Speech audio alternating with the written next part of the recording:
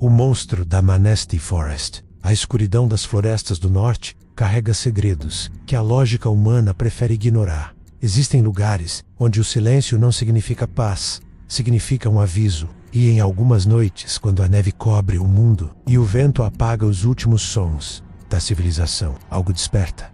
Algo antigo, algo paciente, algo que observa das árvores. Dezembro de 1981. O inverno mais brutal em anos. Uma cabana isolada, um casal sozinho e uma criatura que não deveria existir. Hoje, você vai ouvir o relato do homem que encarou o impossível e sobreviveu. Mas antes, se inscreva no canal O Outro Lado, deixe seu like e escreva nos comentários. Eu não abriria a porta. Apague a luz, aumente o volume e cuidado com um que pode estar observando você agora. A viagem até a cabana levou quase 8 horas. Quanto mais Bill e Kathy avançavam pela estrada coberta de neve, menos sinais de civilização existiam. Os postos de gasolina desapareciam, as casas ficavam mais distantes e a floresta parecia engolir tudo ao redor. Nas proximidades da Manistee National Forest, o céu escureceu antes do esperado. O inverno naquela região era conhecido por ser cruel, mas os moradores locais temiam outra coisa. Em um pequeno posto na estrada, Bill percebeu algo estranho. Quando mencionou a cabana, o atendente ficou em silêncio. O homem apenas encarou a floresta da janela e disse: "Não fique do lado de fora depois que escurecer." Bill riu, mas Kathy: "Não, existem regiões onde a natureza parece errada. Florestas densas, onde até os animais evitam entrar." Moradores antigos costumavam dizer que certas áreas do norte americano não pertenciam aos homens por muitas décadas. Caçadores relataram sons impossíveis, passos pesados, bípedes, madeiras quebrando no meio da noite, sombras altas entre as árvores, olhos refletindo na escuridão. Mas havia algo ainda pior: o silêncio, porque sempre que aquilo aparecia, a floresta morria. Os grilos paravam, os pássaros desapareciam, até o vento parecia fugir. Moradores da região evitavam mencionar aquilo diretamente. Eles acreditavam que falar sobre a criatura atraía sua atenção. Alguns chamavam de demônio da floresta, outros de homem-lobo. Mas existia um nome, sussurrado apenas pelos mais velhos: Dogman. Uma entidade descrita como uma criatura gigantesca, com corpo humanoide, mas rosto de lobo, alta, musculosa, inteligente e agressiva. Muitos consideravam aquilo apenas lenda, até o inverno de 1981. Décadas antes do incidente, lenhadores da região já falavam sobre algo escondido na floresta. Eles descreviam uma criatura alta, com olhos amarelos e um cheiro impossível de esquecer. Caçadores encontravam cervos mutilados, animais desapareciam sem rastros, e algumas pessoas juravam ouvir passos, acompanhando caminhadas noturnas. Os indígenas locais acreditavam que certas partes daquela floresta eram amaldiçoadas, um território onde o homem não deveria permanecer após o pôr do sol. Bill Williams não acreditava em monstros. Era um homem prático, caçador, acostumado ao frio e ao isolamento. Sua esposa, Kathy, era diferente, sensível, intuitiva. Ela odiava aquela floresta. Quando os dois decidiram passar alguns dias na cabana, ela sentiu algo estranho desde a estrada. O céu estava cinza, pesado. A neve caía lentamente, como cinzas cobrindo o mundo. O rádio do carro falhava constantemente. A estática surgia do nada, e em certos momentos, parecia existir uma voz escondida no ruído. Bill ria da situação. Dizia que era apenas o clima, mas Kathy não conseguia relaxar. Ela sentia que algo acompanhava o carro entre as árvores. Quando finalmente chegaram à cabana, o sol já desaparecia, e a floresta ao redor parecia viva. Bill descarregava lenha quando encontrou pegadas na neve, grandes demais para um homem, fundas demais para um lobo. Ele tentou ignorar, mas havia algo errado. As marcas eram bípedes e terminavam na direção da floresta. Conforme a noite caía, Kathy percebeu algo perturbador. A floresta estava silenciosa. Não havia grilos, não havia corujas, nem mesmo o vento parecia atravessar as árvores. Era um silêncio pesado, artificial, como se toda a natureza estivesse escondida de alguma coisa. Bill tentou ignorar, mas então percebeu algo estranho na neve. Pegadas, grandes fundas, bípedes, e havia algo errado nelas. As marcas pareciam afundar fundo demais, como se a criatura fosse pesada demais para existir. A noite chegou rápido, muito rápido. A tempestade aumentava. O vento batia nas paredes da cabana, como dedos tentando entrar dentro da casa. A lareira iluminava o ambiente, mas o calor não afastava a sensação de medo. Então, veio o primeiro som, um galho quebrando, pesado demais, lento demais. Bill olhou pela janela.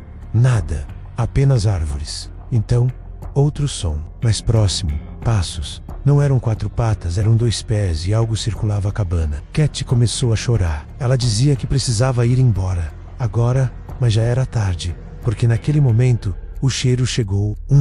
Odor podre de carne em decomposição, misturado com pelo molhado e sangue velho. Bill sentiu o estômago revirar. E então, ele viu, do lado de fora da janela, 2 luzes amarelas, olhos, parados, observando. A criatura tinha mais de 2 metros. Ombros largos, braços compridos, e um focinho repleto de dentes. Não era um urso, não era um homem, era outra coisa. Então, a porta explodiu. O impacto fez a cabana inteira tremer. Madeira rachando e vidros vibrando. A criatura tentava entrar. Bill puxou Kathy pelo braço. Os dois correram para o quarto interno. A única porta com tranca reforçada. Então vieram os arranhões. Lentos, profundos como metal rasgando concreto. As garras percorriam as paredes externas, subindo cada vez mais alto. Até chegarem ao teto, o peso da criatura sobre a cabana era absurdo. As vigas gemiam, a poeira caía do teto.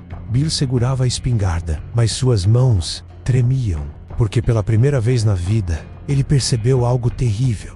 Aquela coisa não tinha medo dele. Os passos acima deles continuavam, lentos, pesados, como se a criatura estivesse procurando o melhor lugar para atravessar o teto. Então o som parou, silêncio absoluto, e foi aí que Bill ouviu a respiração, bem do lado da porta. A criatura estava no corredor, farejando. O som era úmido, animal, mas havia inteligência naquilo. Ela sabia que eles estavam escondidos. Enquanto Bill segurava a espingarda, algo ainda mais perturbador aconteceu. A maçaneta da porta começou a girar lentamente. A criatura não tentava apenas quebrar a entrada, ela tentava abrir.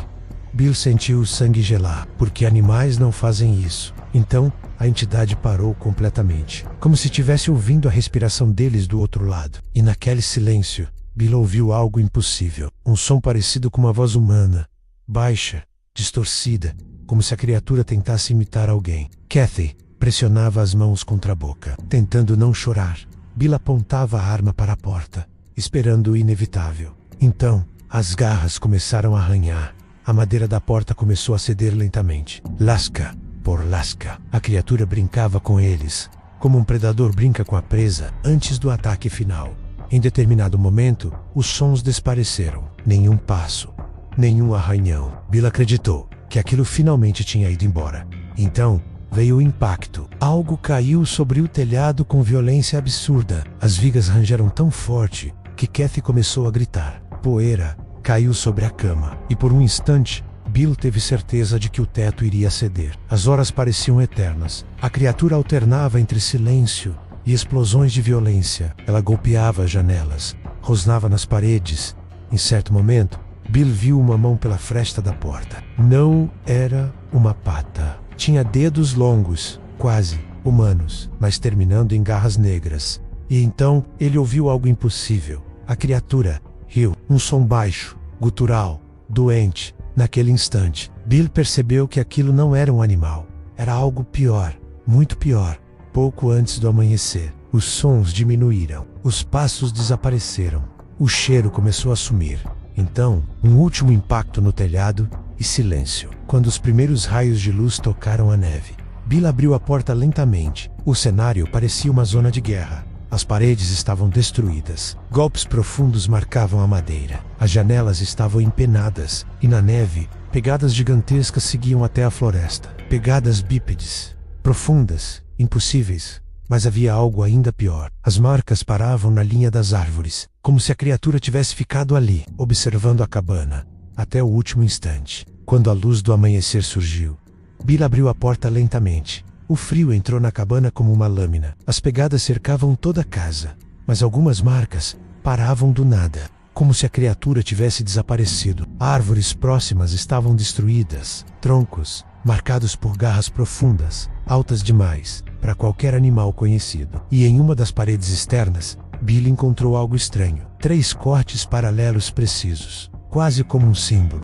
Dias depois, Bill voltou acompanhado, mas a floresta estava estranha, silenciosa demais. Elas encontraram árvores arranhadas a mais de 2 metros de altura, animais mortos e pegadas novas, como se aquilo nunca tivesse ido embora. Katie se recusava a falar sobre aquela noite, e anos depois, ainda acordava gritando durante o inverno. Dias depois, um xerife local visitou a cabana. Ele analisou as marcas, mas nunca registrou oficialmente o caso. Segundo Bill, o homem parecia assustado demais para continuar ali. E antes de ir embora, disse apenas: se eu fosse você, nunca voltaria aqui. Nenhuma explicação foi dada. Nenhum animal foi encontrado. Nenhuma autoridade retornou ao local. Depois daquela noite, Bill mudou completamente. Ele nunca mais entrou na floresta durante o inverno. Nunca mais caçou sozinho. Mas Katie sofreu ainda mais. Ela acordava gritando durante a madrugada. Tinha pesadelos constantes e se recusava a olhar pela janela à noite. Anos depois, ela ainda dizia sentir o mesmo cheiro, carne podre, pelo molhado e sangue velho, como se aquela coisa nunca tivesse realmente ido embora. Bill nunca voltou a ser o mesmo. Katie se recusava a falar sobre aquela noite. E anos depois, ainda acordava gritando durante o inverno. O caso de Bill e Katie Williams permanece sem explicação, nenhuma captura, nenhuma resposta, apenas marcas na neve. Quando você entra na floresta, você deixa de ser o topo da cadeia alimentar. E talvez, neste exato momento, algo esteja observando você. Meses depois do incidente, Bill revelou algo que nunca havia contado publicamente. Enquanto deixava a floresta naquela manhã, ele olhou pelo retrovisor e, entre as árvores, viu uma sombra gigantesca acompanhando um carro, parando. Sempre que ele parava, observando, esperando, e Bill jurava que os olhos amarelos continuaram visíveis até a floresta finalmente desaparecer no horizonte. Então me diga nos comentários, você conseguiria sobreviver a uma noite naquela cabana? Porque a noite é longa e o que habita nela tem paciência.